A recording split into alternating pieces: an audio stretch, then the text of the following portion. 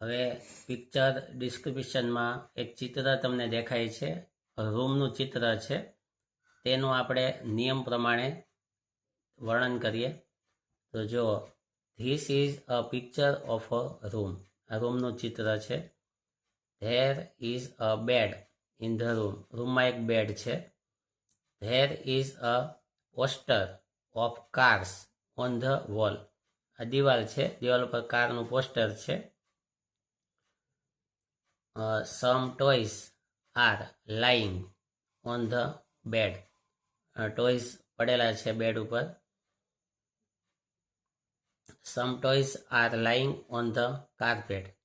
આ કાર્પેટ ઉપર ટોયસ છે. There is a pair of shoes near the bed. Bed પાસે શૂઝ છે.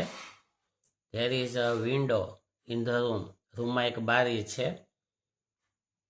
There is a small cupboard near the window. Window પાસે કબાટ છે. There is a big trophy on the cupboard. કબાટ ઉપર એક ટ્રોફી છે. There is a clock on the wall. એક ક્લોક છે. There the room is clean and neat. Room આમ ચોખ્ખો છે, ખાલી રમકડા પડ્યા છે પણ ક્લીન છે.